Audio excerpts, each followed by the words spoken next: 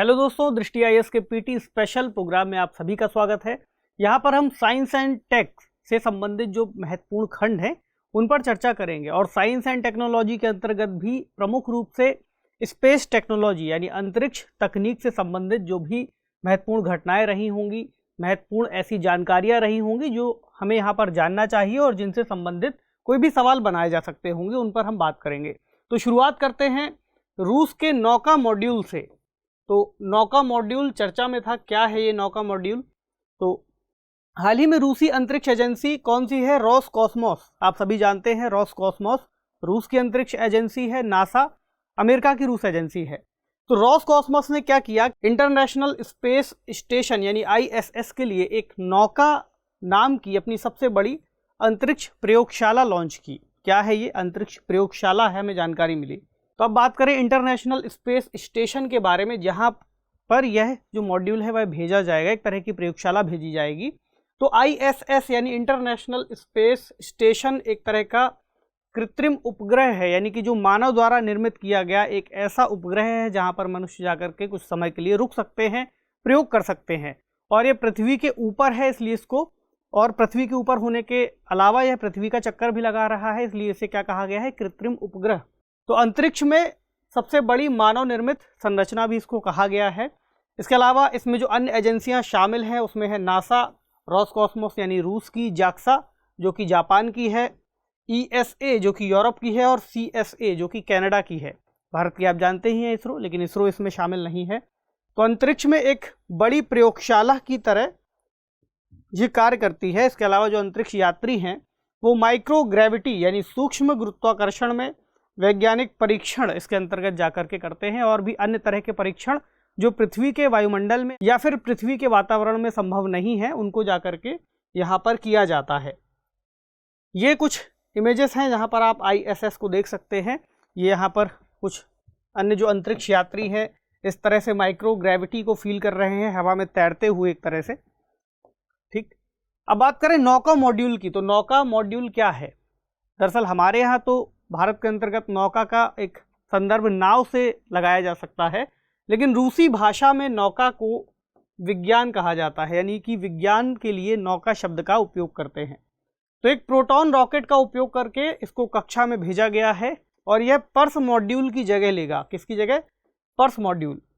Purse module क्या था? यह सितंबर 2001 से अंतरिक्ष स्टेशन का हिस्सा था और रूसी अंतरिक्ष यान के लिए डॉकिंग पोर्ट या फिर रूसी स्पेस वॉक के लिए एक एयरलॉक के रूप में कार्य करता था। यानी कि जो रूसी अंतरिक्ष यान जाते थे कुछ समय के लिए यहाँ पर एक तरीके से रुकते थे। और इसके अलावा जो स्पेस वॉक की बात है, स्पेस वॉक के लिए एयरलॉक एक तरह का ऐसा चैम्बर होता है जहाँ से अंदर की हवा बाहर नहीं जा पाती, तो उसका भी एक तरह से कार्य कर रहा था। तो महत्व क्या है इसका? एक महत्व तो यही है कि आईएसएस के रहने योग्य आयतन, जो आईएसएस के अंतर्गत स्थान है, वो और ज़्यादा बढ़ जाएगा। इसके अलावा जीव विज्ञान, मानव शरीर का क्रिया विज्ञान, भौतिकी और अंतरिक्ष विज्ञान जैसे अलग अलग विषयों में रिसर्च करने का यहाँ पर मौका मिलेगा। ठीक, एक जानकारी और जाननी चाहिए कि रूस यूक्रेन युद्ध के बीच रूस ने स्पेस स्टेशन है, जो अंतर्राष्ट्रीय स्तर पर स्पेस स्टेशन कहा जाता है, उससे अपना समर्थन वापस ले लिया है। ठीक है, चलिए आगे बढ़ें। इससे संबंधित एक सवाल देखें। इस तरह के सवाल अक्सर बना लिए जाते हैं, पूछे जाते हैं, तो आपको भी यहाँ पर इसका एक अभ्यास कराते हैं। खबरों में रहा शब्द नौका मॉड्यूल किससे संबंधित है?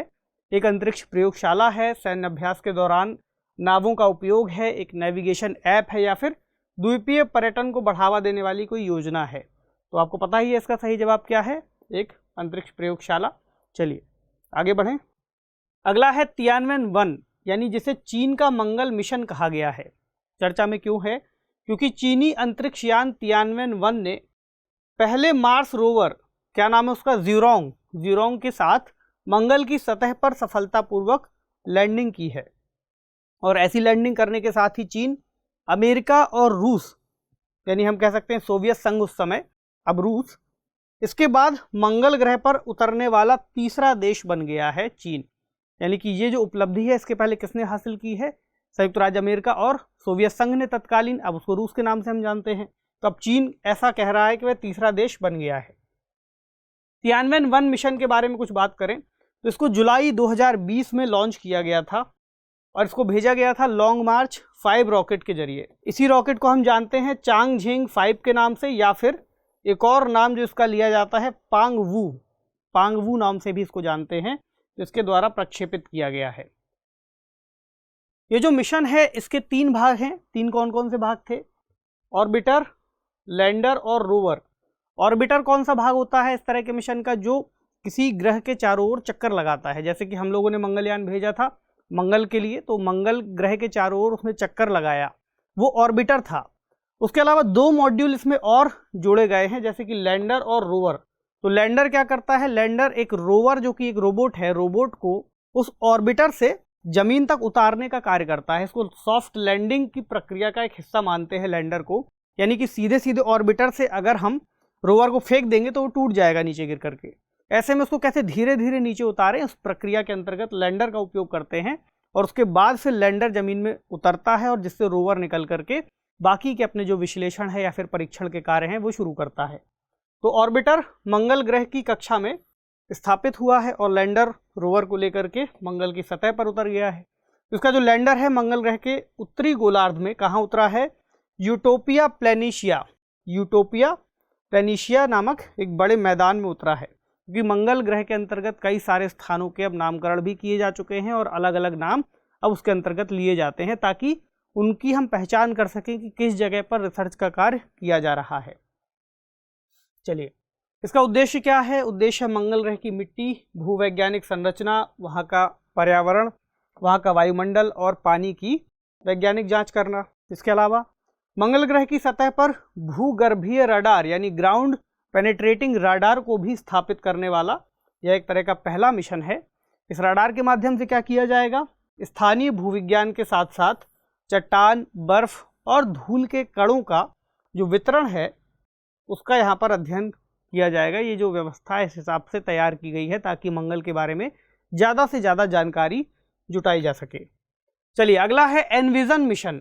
इसको ESA कहा गया है। चर्चा में क्यों है? क्योंकि हाल ही में ESA से इसलिए जुड़ा है। ESA क्या है? यूरोप की अंतरिक्ष एजेंसी। तो ESA ने किस ग्रह के लिए? शुक्र ग्रह के लिए एक नए मिशन की घोषणा की है, जिसका नाम है एनविजन मिशन।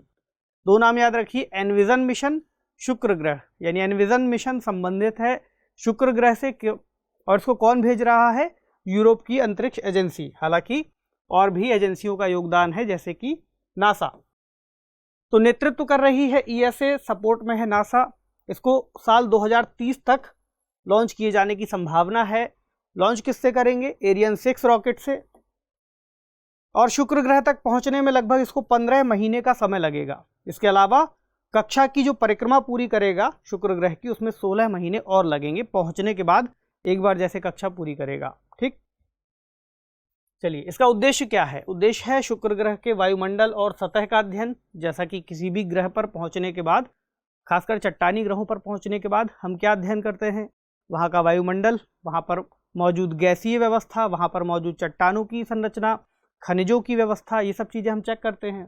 तो वही अध्ययन यहाँ पर किया जाएगा। इसके वायुमंडल में पाई जाने वाली गैसों की निगरानी की जाएगी और शुक्र ग्रह की सतह की संरचना का विश्लेषण किया जाएगा। प्रमुख रूप से हमारा मकसद यही है कि हम पृथ्वी के बाहर जीवन की खोज करें और पृथ्वी के समान जिस ग्रह पर संभावनाएं बन सकती हैं वहाँ पर इंसानों को ले जा करके बसाएं या फिर अन्य तरह की रिसर्च करें। चलिए, इससे संबंधित एक प्रश्न देखें। चर्चा में रहा एनविजन मिशन किस ग्रह के अध्ययन से संबंधित है? ऑप्शन मंगल ग्रह, शुक्र ग्रह, बुध ग्रह या फिर शनि ग्रह। तो कमेंट सेक्शन में इस कठिन सवाल का आपको जवाब देना है। हम बढ़ते हैं अगले खबर की तरफ। उपकक्षीय उड़ान यानी सब ऑर्बिटल फ्लाइट बहुत ज़्यादा चर्चा में थी। क्यों चर्चा में थी? क्योंकि वर्जिन गैलेक्टिक नामक एक जो कंपनी है उसने VSS यूनिटी नामक एक स्पेस शिप का इस्तेमाल करके 6 व्यक्तियों के एक दल को एज ऑफ स्पेस की संक्षिप्त यात्रा कराई। एज ऑफ स्पेस का मतलब हुआ कि अंतरिक्ष तक पहुंचने वाले किनारे, यानी अंतरिक्ष के किनारे तक पहुंचे। पृथ्वी के वायुमंडल से बाहर निकलते ही जहां से अंतरिक्ष शुरू होगा वहां तक की इन्होंने यात्रा की, जिसे क्या कहा गया? उपकक्षीय उड़ान यानी कि सब ऑर्बिटल फ्लाइट। क्या है सब ऑर्बिटल फ्लाइट? कहाँ पहुंचे ये लोग? इसमें एक बात और जानने वाली ये है कि इसके अंतर्गत भारत में पैदा हुई अंतरिक्ष यात्री शिरीषा बंदला इसके चालक दल का हिस्सा थी, तो भारत के लिए एक उपलब्धि ही मानी जाती है। इसके अलावा कल्पना चावला और सुनीता विलियम्स के बाद अंतरिक्ष में जाने वाली भारतीय मूल की ये तीसरी महिला हैं। ठीक है, चलिए तो अब इससे संबंधित प्रमुख बातों को देखते हैं कि सब ऑर्बिटल फ्लाइट की अगर हम बात कर रहे हैं तो सब ऑर्बिटल फ्लाइट होता क्या है। देखिए, कोई भी वस्तु लगभग 28,000 किलोमीटर प्रति घंटे या उससे अधिक की जब क्षैतिज गति से यात्रा करती है और वायुमंडल से ऊपर हो जाती है तो वह सीधे पृथ्वी की कक्षा में चली जाती है। क्षैतिज गति का मतलब क्या हुआ, हॉरिजॉन्टल, और ऊर्ध्वाधर ऐसे गति होती है, क्षैतिज गति इस तरह से होती है। तो पृथ्वी के वायुमंडल में, मान लीजिए पृथ्वी का वायुमंडल है, इस तरह से गति करने पर, और इस तरह से गति कितनी स्पीड से, 28,000 किलोमीटर प्रति घंटे से ज़्यादा की गति से जब वह गति करेगा तो वह जैसे ही पृथ्वी के वायुमंडल से ऊपर पहुंचेगा तो वह पृथ्वी की कक्षा में स्थापित हो जाएगा। चूंकि पृथ्वी का गुरुत्वाकर्षण उसको खींच रहा है इसलिए वह पृथ्वी के ऊपर बना हुआ है, लेकिन चूंकि उसकी गति इतनी ज़्यादा है इसलिए वह जो खिंचाव का बल है उसको रोक पाता है। ये ही इसकी एक संकल्पना है। अगर जैसे ही उसकी जो गति है 28,000 किलोमीटर प्रति घंटे से कम होगी तो वापस से पृथ्वी की ओर गिरने लगेगा।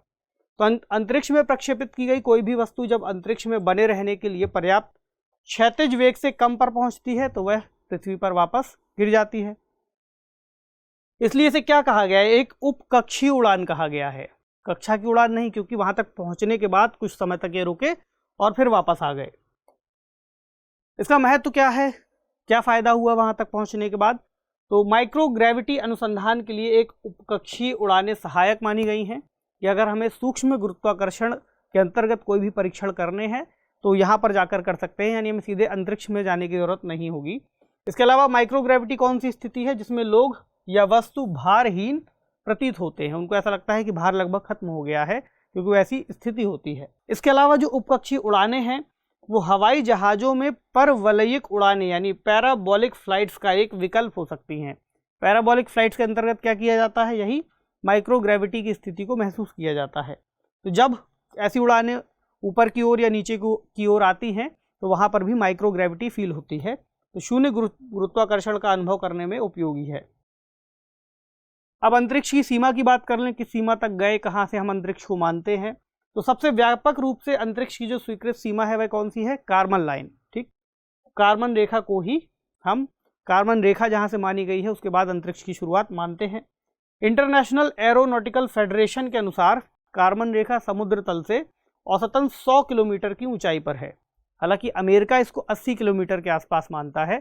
ऐसे में जो अभी हमने पीछे उड़ान की बात की वर्जिन गैलेक्टिक की, वो लगभग 86 किलोमीटर के आसपास गए थे ऊंचाई तक, तो उनको मान लिया गया कि उनकी उड़ान अमेरिका के ही, चूंकि उड़ान थी तो अमेरिका की तरफ से मान लिया गया कि सब ऑर्बिटल है, लेकिन यहाँ पर औसतन 100 किलोमीटर के आसपास माना गया है। ये जो नाम है कार्मन रेखा, इसका नाम कैसे रखा गया है, एक हंगेरियन अमेरिकी इंजीनियर थे और भौतिक विज्ञानी भी थे, थियोडोर वॉन कार्मन। 1881 से 1963 तक का इनका समयकाल था। इनके नाम पर कार्मन रेखा का नाम रखा गया है। ठीक, चलिए एक सवाल देखें। उपकक्षीय उड़ान के संदर्भ में निम्नलिखित कथनों पर आपको विचार करना है। पहला स्टेटमेंट क्या कहता है कि जब कोई वस्तु लगभग 28,000 किलोमीटर प्रति घंटा या अधिक की क्षैतिज गति से यात्रा करती है तो वह वायुमंडल से ऊपर होते ही कक्षा में चली जाती है, पृथ्वी की कक्षा में। ठीक, क्योंकि पृथ्वी से संबंधित बात है। उपकक्षीय उड़ान के दौरान कोई व्यक्ति सूक्ष्म गुरुत्वाकर्षण महसूस करता है। ठीक है, आपको बताना है कि कौन सा या कौन से कथन सही है, केवल एक, केवल दो, या तो फिर दोनों, या तो फिर कोई नहीं। कमेंट सेक्शन में इसका आप जल्दी से जवाब दीजिए। चलिए अगला है अंतर्राष्ट्रीय चंद्र अनुसंधान स्टेशन यानी ILRS, international lunar research station. क्यों चर्चा में है, क्योंकि हाल ही में चीन और रूस ने अंतरिक्ष सहयोग में एक नए युग की शुरुआत करने की बात कही है और इन्होंने चंद्रमा की सतह पर एक अंतर्राष्ट्रीय चंद्र अनुसंधान सेंटर यानी international lunar research station ILRS को बनाने के लिए सहमति व्यक्त की है। किसने किसने व्यक्त की है, रूस ने और चीन ने। ठीक, क्या करेंगे, ये एक दीर्घकालिक स्वायत्त संचालन क्षमता के साथ एक व्यापक वैज्ञानिक प्रयोग का आधार माना गया है, यानी कि एक लंबे समय तक इस व्यवस्था का उपयोग किया जाएगा और चंद्रमा की सतह पर भी बनाया जा सकता है। तो ऐसे में चंद्रमा के अंतर्गत जो भी महत्वपूर्ण रिसर्च हो सकती है उसको किया जाएगा। तो इस स्टेशन को चंद्रमा की सतह या फिर चंद्रमा की कक्षा या फिर दोनों में ही बनाया जा सकता है। इसका लाभ क्या होगा? पहला लाभ होगा कि हम चंद्रमा का अन्वेषण कर पाएंगे, चंद्रमा के अंतर्गत खोजें कर पाएंगे, चंद्रमा पर आधारित जो अवलोकन है वो कर पाएंगे, बुनियादी वैज्ञानिक प्रयोग कर पाएंगे और तकनीकी सत्यापन जैसी वैज्ञानिक अनुसंधान गतिविधियां कर पाएंगे। यानी कि ऐसी गतिविधियां जो हम केवल कंप्यूटर के माध्यम से करते हैं, सिमुलेशंस में करते हैं, उनको तकनीकी रूप से सत्यापित कर पाएंगे वहां पर जा करके जो भी रिसर्च है। ठीक, चलिए सिद्धांत क्या है इसका? कि आपसी परामर्श किया जाए, संयुक्त निर्माण किया जाए और साझा लाभ हासिल किया जाए। क्योंकि दो देश मिलकर के कार्य कर रहे हैं, ऐसे में ये सिद्धांत लेकर के चलेंगे। इसके अलावा अगर और भी देश इसमें शामिल होना चाहते हैं तो भी उनको एक सहयोग और सुविधा दी जाएगी। महत्व क्या है? वैज्ञानिक अनुसंधान यानी वैज्ञानिक रिसर्च का आदान प्रदान किया जाएगा, मानवीय अन्वेषण यानी मनुष्य द्वारा किए जाने वाले खोज को मजबूती दी जाएगी और शांतिपूर्ण उद्देश्यों के लिए जो आउटर स्पेस है उसके उपयोग को बढ़ावा देने की बात कही गई है। यानी जो भी अच्छी बातें हो सकती हैं हमको शामिल करके चलना है। लेकिन चूंकि अंतरिक्ष एक बहुत बड़ी संभावना है, सभी देश इस दिशा में प्रयास कर रहे हैं, एक होड़ की तरह चल रहा है, तो इस तरह भी हमको इस चीज़ को क्रिटिकल एंगल से भी देखना चाहिए। कुछ अन्य अपडेट्स पर नज़र डालें, क्योंकि हमें प्रीलिम्स के एंगल से इस पूरे जो खबरें हैं उनको देखना है, इसलिए जो भी महत्वपूर्ण तथ्य हो सकते हैं, परीक्षा उपयोगी बातें हैं, उनको ही हम यहाँ पर डिस्कस करेंगे। तो फ्रांस का पहला अंतरिक्ष सैन्य अभ्यास है, कौन सा है? Asterix. Asterix France का पहला अंतरिक्ष सैन्य अभ्यास है। अंतरिक्षीय क्षेत्र में वैश्विक शक्तियों के बीच बढ़ती प्रतिस्पर्धा को देखते हुए से शुरू किया गया था और अपने उपग्रहों की रक्षा क्षमता का यहाँ पर परीक्षण किया गया है। यानी कि जो सैटेलाइट्स इन्होंने भेज रखे हैं अलग अलग देशों ने, क्या वे सैटेलाइट की सुरक्षा कर पाएंगे अगर आने वाले समय में किसी भी तरह से अंतरिक्ष में कोई भी जंग छिड़ जाती है। तो अन्य देश भी यहाँ पर लगे हुए हैं, रूस और चीन भी अपनी वहाँ पर जो संभावनाएं हैं, अपनी पोजीशन है उसको मजबूत कर रहे हैं। ऐसे में इन्होंने भी ऐसे प्रयास किए हैं। इसमें कौन कौन भागीदार है? अमेरिकी अंतरिक्ष बल और जर्मन अंतरिक्ष एजेंसी। ठीक, चलिए एक सवाल देखें जो कि यूपीएससी में पूछा गया था इसके पहले, 2017 का सवाल है। कभी कभी समाचारों में event horizon, singularity, string theory और स्टैंडर्ड मॉडल जैसे शब्द किस संदर्भ में आते हैं? ऑप्शन क्या है? ब्रह्मांड का प्रक्षेपण और बोध, सूर्य और चंद्र ग्रहणों का अध्ययन, पृथ्वी की कक्षा में उपग्रहों का स्थापन या फिर पृथ्वी पर जीवित जीवों की उत्पत्ति और क्रम विकास। तो आप सभी जानते हैं इसका जवाब, मतलब यहाँ पर समझने के लिए ये जरूरी है कि ऐसे सवाल बनाए जाते हैं। अगले अपडेट को देखें तो संयुक्त अरब अमीरात का होप मिशन बहुत ज़्यादा चर्चा में था। होप मिशन एक इंटर प्लेनेटरी मिशन है, यानी एक ग्रह से दूसरे ग्रह के लिए, और इस मिशन का संबंध किससे है? मंगल ग्रह से।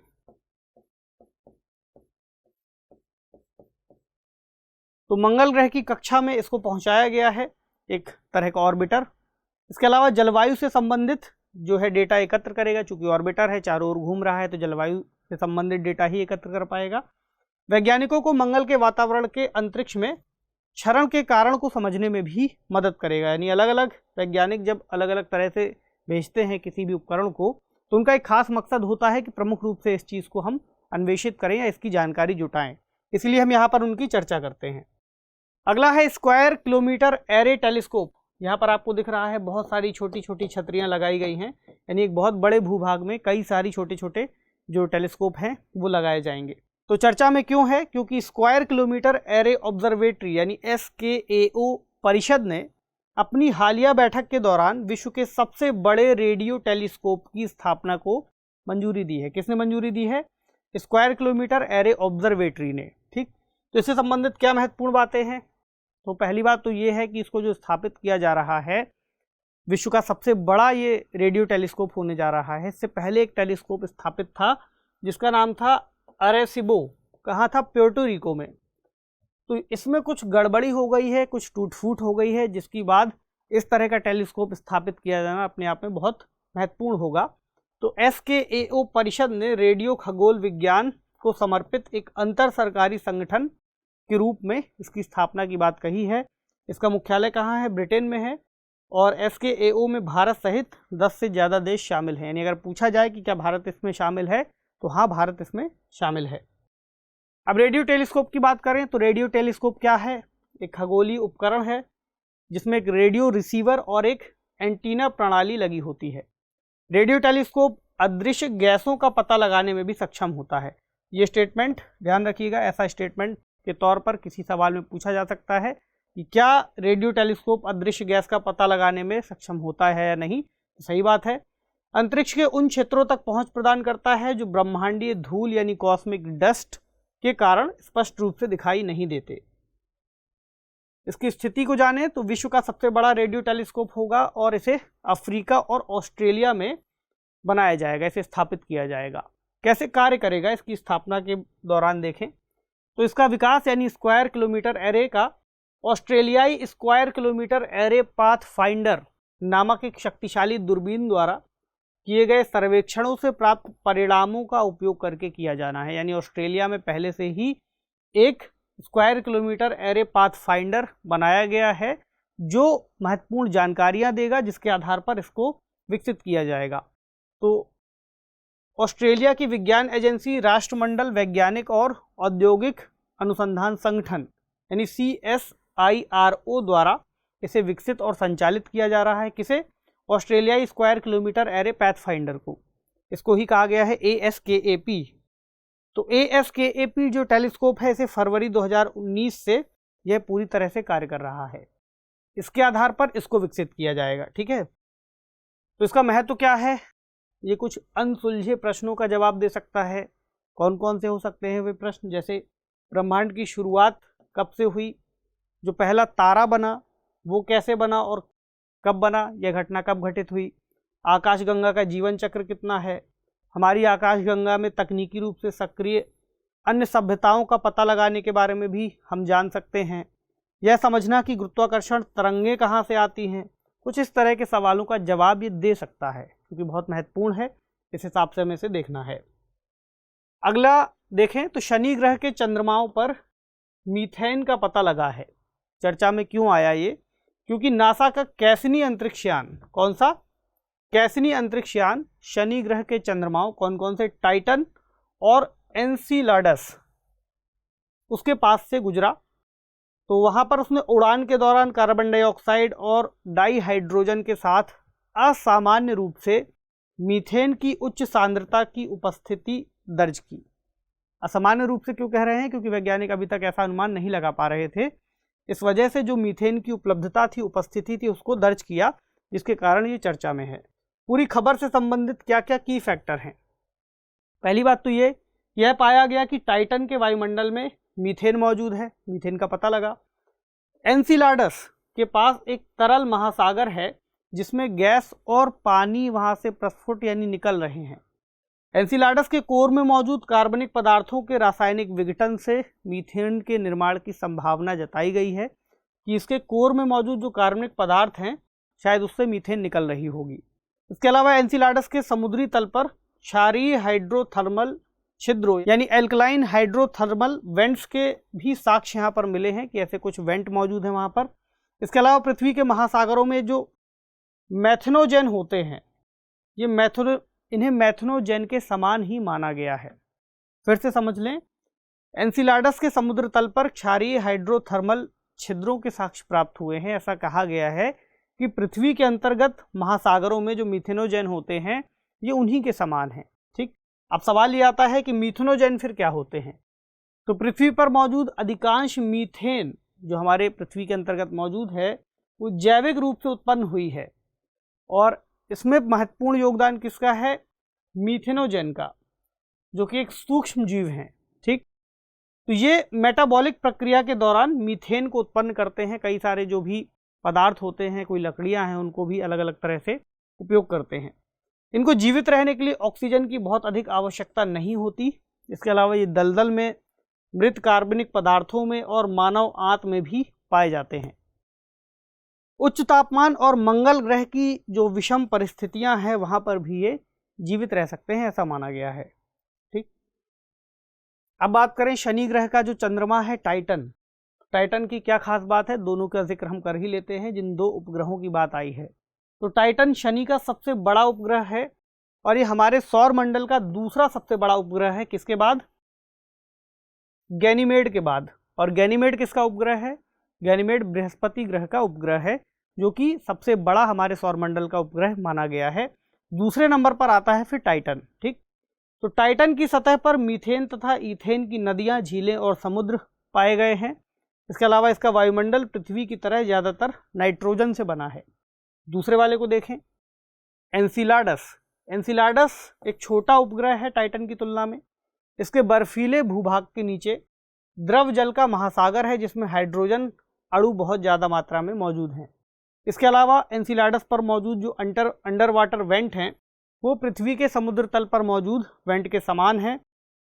पृथ्वी के अंतर्गत जो वेंट मौजूद थे, वहाँ से ही रोगाणु और अन्य समुद्री जीवन की शुरुआत एक तरह से मानी जाती है, मौजूद होता है जीवन। अगली खबर है कोरोनल मास इजेक्शन।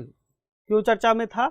क्योंकि भारतीय वैज्ञानिकों ने अंतर्राष्ट्रीय सहयोगियों के साथ सूर्य के कोरोना से विस्फोट के चुंबकीय क्षेत्र को मापा है।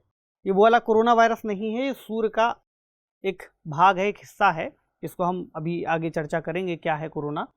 तो इस क्षेत्र को मापा है, जो सूर्य के आंतरिक भाग की एक दुर्लभ झलक प्रस्तुत करता है। ठीक है, चलिए तो अनुसंधान को पहले समझते हैं, क्या रिसर्च की गई है। तो पहली बार विस्फोटित प्लाज्मा से जुड़े कमजोर थर्मल रेडियो उत्सर्जन का अध्ययन किया गया है। इन सूर्य के अंतर्गत जो भी समुद्री तूफान, सौर तूफान निकलते रहते हैं, उनसे संबंधित ये पूरी खबर है और उन्हीं की जानकारी यहाँ पर जुटाई गई है। तो इंडियन इंस्टीट्यूट ऑफ एस्ट्रोफिजिक्स यानी IIA के वैज्ञानिकों ने इस रिसर्च को किया था। 1 मई 2016 को हुए कोरोनल मास इजेक्शन से जो प्लाज्मा काफ़ी ज़्यादा प्रवाहित हुआ था, उसका अध्ययन किया गया था। प्लाज्मा क्या है? पदार्थ की चौथी अवस्था को प्लाज्मा कहा जाता है। 3 अवस्थाएं आप जानते ही हैं, ठोस, द्रव और गैस, चौथी प्लाज्मा। तो कोरोनल मास इजेक्शन क्या है? देखिए, सूर्य में कई सारे नाभिकीय संलयन और अलग अलग प्रक्रियाएं चलती रहती हैं, जिसकी वजह से काफ़ी बड़ी मात्रा में गैस और प्लाज्मा बाहर निकलता रहता है। ठीक, तो जब गैस और प्लाज्मा बाहर निकलता है तो अक्सर पृथ्वी की ओर भी ये चला आता है सौर तूफान के रूप में। तो इस प्रकार के विस्फोटों का एक वर्ग है जिसे हम कोरोनल मास इजेक्शन कहते हैं। ठीक, कोरोनल मास इजेक्शन सौरमंडल में होने वाले सबसे शक्तिशाली विस्फोटों में से एक माना जाता है, क्योंकि सूर्य से होता है और सूर्य हमारे सौरमंडल का सबसे प्रमुख अवयव है, प्रमुख तारा भी है। तो ये सूर्य की एक संरचना है। इसमें हम देखते हैं, चूंकि कोरोनल मास इजेक्शन की बात कर रहे हैं, तो सूर्य के चारों ओर ये आप आभा जैसी जो देख रहे हैं, ये होता है कोरोना। ठीक, तो सूर्य के अंतर्गत हमने अलग अलग तरह की संरचनाओं को वर्गीकृत किया है। ये बीच में आप देख रहे हैं ये हिस्सा, ये है कोर। इसके अलावा ये वाली लेयर है क्रोमोस्फियर, ये वाली लेयर है फोटोस्फियर, ये कन्वेक्शन जोन है और यहाँ वाला रेडियो एक्टिव जोन माना गया है। यहाँ पर आपको कुछ ब्लैक स्पॉट दिख रहे होंगे, इन्हें ही सन स्पॉट कहा जाता है। ठीक, तो सन स्पॉट बाकी के जो सूर्य की स्थितियाँ हैं उनके मुकाबले थोड़े ठंडे होते हैं, यानी यहाँ का तापमान थोड़ा कम होता है और बहुत ज़्यादा यहाँ पर एक तरह के इलेक्ट्रोमैग्नेटिक फील्ड पाई जाती हैं। तो कुछ फैक्ट को देखें तो कोरोनल मास इजेक्शन क्यों होता है, बेसिकली इसका एक तरीके से स्पष्ट कोई कारण मौजूद नहीं है, लेकिन इतना जरूर वैज्ञानिक मानते हैं कि यहाँ पर सूर्य के चुंबकीय क्षेत्र की प्रमुख भूमिका है। यानी सूर्य का जो चुंबकीय क्षेत्र है उसकी वजह से ऐसे इजेक्शंस होते हैं जब लंबे समय तक वे बाधित हो जाते हैं। तो ये सूर्य पर कहीं भी हो सकते हैं कोरोनल मास इजेक्शन। सूर्य के फोटोस्फीयर के केंद्र के पास हुए जो इस तरह के इजेक्शंस होते हैं वो रिसर्च के लिए महत्वपूर्ण माने जाते हैं, क्योंकि इन्हीं का प्रभाव पृथ्वी पर काफ़ी ज़्यादा देखने को मिलता है। तो इसका अध्ययन जब वैज्ञानिक करते हैं तो उन्हें अंतरिक्ष मौसम को समझने में मदद मिलती है। अगर कोई ये पूछे कि इसके रिसर्च के दौरान क्या लाभ मिला, तो हमें ये पता चलता है कि अंतरिक्ष का मौसम किस तरह से कार्य कर रहा है। इसके अलावा पृथ्वी के करीब एक मजबूत कोरोनल मास इजेक्शन होने पर ये पृथ्वी के आसपास मौजूद जो उपग्रह हैं उसमें इलेक्ट्रॉनिक्स सिस्टम को ख़राब कर सकता है। कुछ समय पहले ऐसा ही एक तूफान आया था, उसने कुछ इलेक्ट्रॉनिक्स उपकरणों को ख़राब किया था। अभी हम अगली वाली खबर में उसे ही कवर करेंगे। तो पृथ्वी पर रेडियो संचार नेटवर्क को भी बाधित कर सकता है। इसके अलावा जो प्लाज्मा क्लाउड हैं वे पृथ्वी के जब टकराते हैं पृथ्वी से तो भूचुंबकीय तूफान की भी संभावना बन जाती है। कैसे बन जाती है भूचुंबकीय तूफान? भूचुंबकीय तूफान क्या होता है इसको अभी हम देखते हैं। ठीक, तो पहले एक सवाल देख लें इस खबर से संबंधित। सवाल है कोरोनल मास इजेक्शन के संदर्भ में निम्नलिखित कथनों पर विचार कीजिए। यह घटना केवल सूर्य के कोर में घटित होती है। पहला स्टेटमेंट कह रहा है यह घटना केवल सूर्य के कोर में घटित होती है। दूसरा स्टेटमेंट, इसका अध्ययन वैज्ञानिकों को अंतरिक्ष मौसम को समझने में मदद करता है। आपको बताना है कौन सा स्टेटमेंट सही है। कमेंट सेक्शन में इसका जवाब दीजिए। फिर हम आगे बढ़ते हैं और देखते हैं भूचुंबकीय तूफान क्या होते हैं। तो हाल ही में एलॉन मस्क ने एक प्रोजेक्ट शुरू किया था। एलॉन मस्क की कंपनी स्पेसएक्स ने प्रोजेक्ट कौन सा था? स्टारलिंक। तो स्टारलिंक से जुड़ी कुछ सैटेलाइट्स अंतरिक्ष में भेजी गई थी।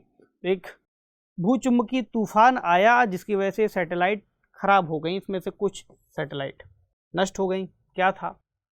तो स्टारलिंक जो प्रोजेक्ट है स्पेसएक्स, जो कि एलॉन मस्क की कंपनी है, उसका एक प्रोजेक्ट है। इसका मकसद है कि पूरे विश्व में, पूरी दुनिया में इंटरनेट को उपलब्ध कराया जाए, तेज स्पीड इंटरनेट को। तो कई सारे सैटेलाइट्स इन्होंने इसके लिए छोड़े हैं। तो 2019 में इन्होंने इस प्रोजेक्ट के लिए 60 सैटेलाइट छोड़े थे।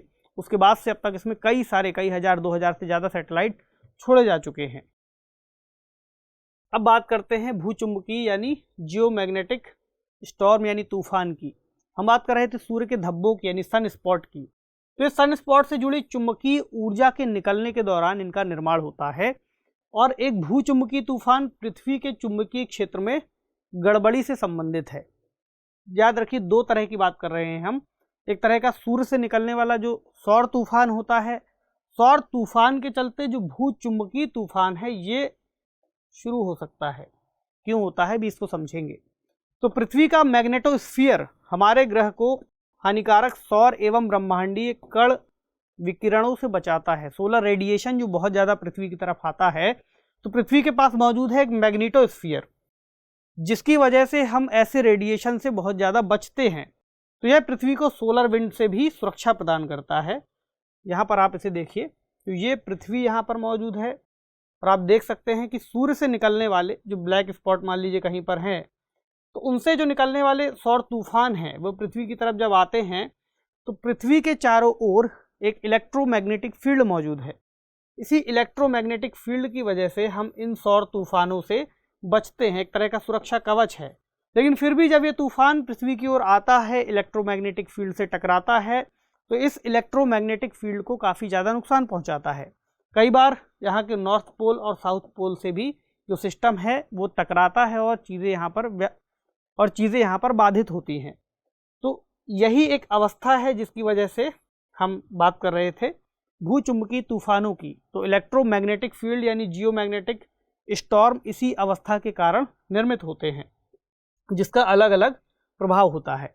क्या क्या प्रभाव देखने को मिल सकते हैं हमें? पहला तो ये प्रभाव मिलेगा कि जब सोलर स्टॉर्म आएंगे तो अंतरिक्ष का मौसम प्रभावित होगा।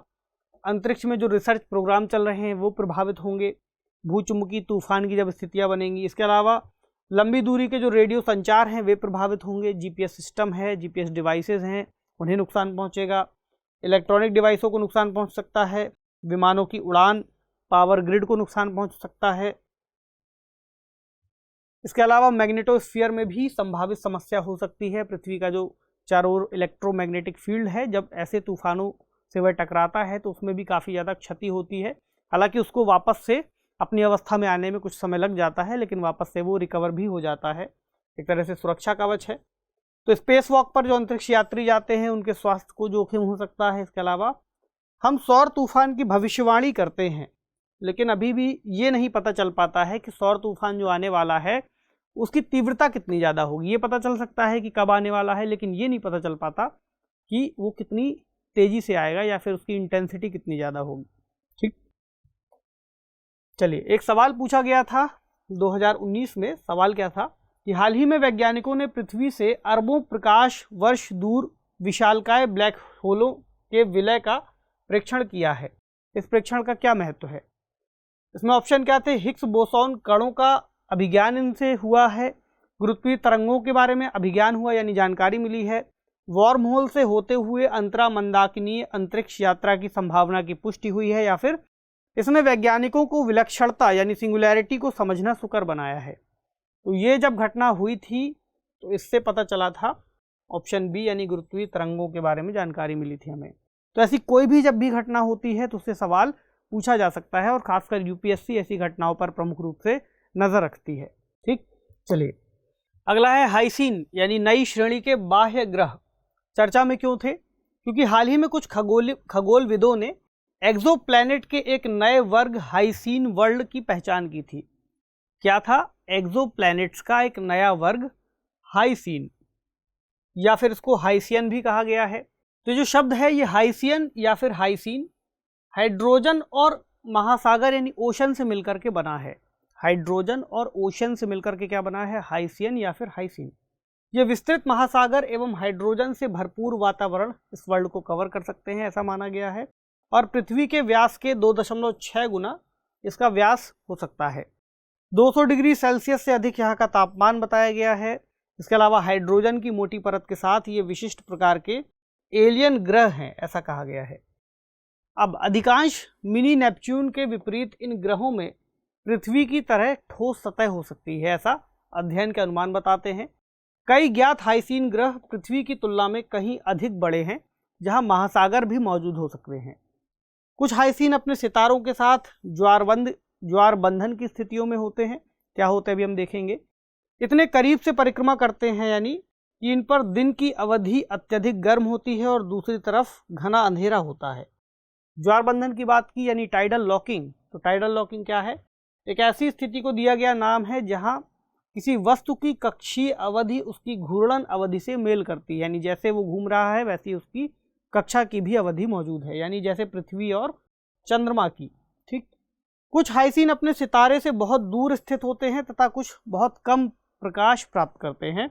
ऐसे हाइसीन पर भी जीवन की संभावना हो सकती है। इसका महत्व क्या है? तो हाइसीन ग्रहों पर जो स्थितियां हमारे ग्रह से कुछ अधिक चरम जलीय वातावरण के समान हो सकती हैं।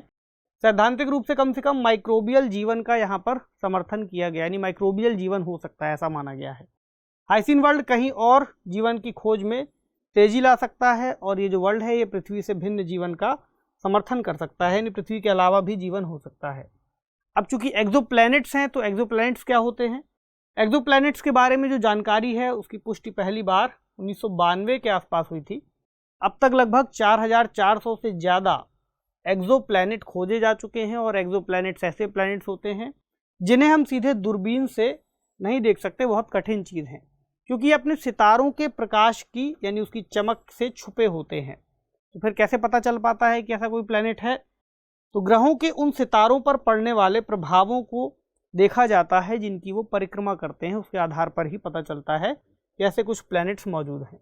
अगला है ब्लू स्ट्रैगलर तारे। क्यों चर्चा में थे? तो हाल ही में ब्लू स्ट्रैगलर का पहला व्यापक विश्लेषण करते हुए भारतीय शोधकर्ताओं ने इसकी उत्पत्ति के संदर्भ में एक परिकल्पना प्रस्तुत की है। ब्लू स्ट्रैगलर तारों का एक प्रकार है जिसके संदर्भ में एक रिसर्च की किसने? भारतीय शोधकर्ताओं ने। तो एक ऐसा वर्ग है ये सितारों का जहां अन्य सितारों की तुलना में ये अपेक्षाकृत बड़े होते हैं और नीले रंग के होने के कारण एक अलग ही तरह के दिखाई देते हैं। क्या खास बात है इनकी पहचान कैसे बाकी तारों से अलग हो सकती है, ये समझते हैं। तो ऐसा कहा गया है कि ये तारे असामान्य रूप से गर्म हैं और ज़्यादा चमकीले हैं और एक तारा समूह जिसे ग्लोबुलर कहा गया है तो ग्लोबुलर के कोर में पाए जाते हैं। ठीक, एलन सैंडेज ने 1952-53 में ब्लू स्ट्रैगलर की खोज की थी और अधिकांश जो ब्लू स्ट्रैगलर हैं वो सूर्य से कई हजार प्रकाश वर्ष की दूरी पर स्थित हैं। इनमें से ज़्यादातर लगभग 12 बिलियन वर्ष या उससे भी अधिक पुराने हैं। तो ये इसकी एक खास बात के अंतर्गत हम शामिल करेंगे, अभी समझेंगे कैसे। तो मिल्की वे आकाशगंगा का सबसे बड़ा और सबसे चमकीला ग्लोबुलर यानी तारा समूह कौन सा है? Omega Centauri. ठीक, चलिए अब समझते हैं इनकी विशेषता की, यानी ब्लू स्ट्रैगलर क्या होते हैं। तो ब्लू स्ट्रैगलर सितारे तारकीय विकास के मानक सिद्धांतों का उल्लंघन करते हुए दिखाई देते हैं। यानी कि ऐसा माना जाता है कि तारे जिस हिसाब से विकसित होते हैं उनकी एक उम्र होती है, एक उम्र के बाद वे अपनी अपनी अवस्था के हिसाब से खत्म होते हैं। कोई तारा ब्लैक होल बन सकता है, कोई तारा न्यूट्रॉन स्टार बन सकता है, कोई वाइट ड्वार्फ बन सकता है। ठीक, तो ये तारे ऐसे होते हैं कि इनके विकास के क्रम में जिस हिसाब से ये अपना जीवन क्रम पूरा करते हैं उस हिसाब से खत्म नहीं होते, यानी इन्हें अधिक पुराना ऐसा लगता है कि बहुत पुराने तारे हैं, लेकिन इनकी चमक बहुत ज़्यादा है। तो ये कन्फ्यूज़न होती है अक्सर कि फिर ये ऐसा कैसे कर पा रहे हैं। यानी तारकीय विकास की स्टैंडर्ड प्रक्रिया में जैसे जैसे समय बीतता है, प्रत्येक तारा अपने द्रव्यमान के आधार पर अलग अलग विकसित होने लगता है, लेकिन ये तारे अपने विकास क्रम में अपने समूह के अधिकांश तारों से कुछ अलग दिखाई देते हैं। ये ऐसा इसलिए कर पाते हैं क्योंकि ये तारे कुछ अन्य तारों का जो द्रव्यमान है उसको अवशोषित कर लेते हैं, कुछ अन्य तारों के साथ टकराव के बाद उनकी जो ऊर्जा है अपने अंदर ले लेते हैं। इस वजह से ये बाकी तारों से कुछ अलग हैं। यानी यहाँ अगर हम इस इमेज में देखें तो मान लीजिए एक तारा है, ये किसी दूसरे तारे से टकराया और उसकी एनर्जी को भी इसने अपने अंदर ले लिया और वापस से चमकने लगा। यानी थोड़े से बदमाश टाइप के तारे हैं ये। तो लगभग आधे जो ब्लू स्ट्रेगलर तारे हैं करीबी बाइनरी साथी तारे से बड़े पैमाने पर जो पदार्थ है उसके स्थानांतरण से बनते हैं, यानी इसके साथ का जो तारा है उसका द्रव्यमान खींच लेते हैं। इनमें से 1/3 संभावित रूप से 2 सितारों के बीच टकराव से बनते हैं और बाकी के जो हैं वो 2/3 से अधिक तारों की परस्पर क्रिया से बनते हैं। ठीक, तो इस परिकल्पना के लिए यूरोपीय स्पेस एजेंसी के गया टेलीस्कोप का उपयोग किया गया था, जिसके बाद इस तरह की बातें कही गई हैं। कौन सा टेलीस्कोप? गया टेलीस्कोप, यूरोपियन स्पेस एजेंसी का। ठीक, चलिए एक सवाल देख लें। निम्नलिखित कथनों पर विचार कीजिए। ब्लू स्ट्रेगलर तारे ऐसे तारे होते हैं जो तारों की सामान्य विकास प्रक्रिया का पालन नहीं करते हैं। दूसरा स्टेटमेंट, कई ब्लू स्ट्रेगलर तारे करीबी बाइनरी साथी तारे से बड़े पैमाने पर पदार्थों के स्थानांतरण से बनते हैं। आपको बताना है कौन सा स्टेटमेंट इनमें से सही है। चलिए एक और खबर ले लें। सफ़ेद बौना तारा यानी व्हाइट ड्वार्फ स्टार क्या होता है? चर्चा में क्यों था? क्योंकि हाल ही में खगोलविदों को एक विशाल ग्रह के द्वारा सफ़ेद बौने तारे की परिक्रमा किए जाने का प्रमाण मिला, लेकिन वो प्रमाण प्रत्यक्ष नहीं था, अप्रत्यक्ष था। इस तरह से आप देख सकते हैं एक सांकेतिक इमेज, ये एक व्हाइट ड्वार्फ तारा है और ये एक ग्रह उसकी परिक्रमा कर रहा है, लेकिन पता नहीं चला पूरी तरह से क्योंकि प्रमाण अप्रत्यक्ष थे। कैसे मिले? तो इस तरह के ग्रह के पाए जाने की यह पहली घटना है और इस ग्रह को प्रत्यक्ष रूप से नहीं देखा जा सकता। इस ग्रह के जो प्रमाण हैं इसके वाष्पीकृत वातावरण में उपस्थित गैस की एक डिस्क से, जैसे हाइड्रोजन, ऑक्सीजन और सल्फर के रूप में मिले हैं। ठीक है, तो चिली में स्थापित विशाल दक्षिणी यूरोपीय वेधशाला द्वारा इस गैसीय डिस्क का पता लगाया गया है। कौन सी वेधशाला से पता लगा? चिली की एक वेधशाला से, ऑब्जर्वेटरी से।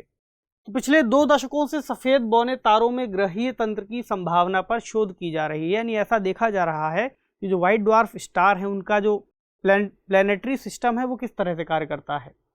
अब जो सफ़ेद बौने तारे हैं या व्हाइट ड्वार्फ स्टार है, कैसे उसको हम समझते हैं?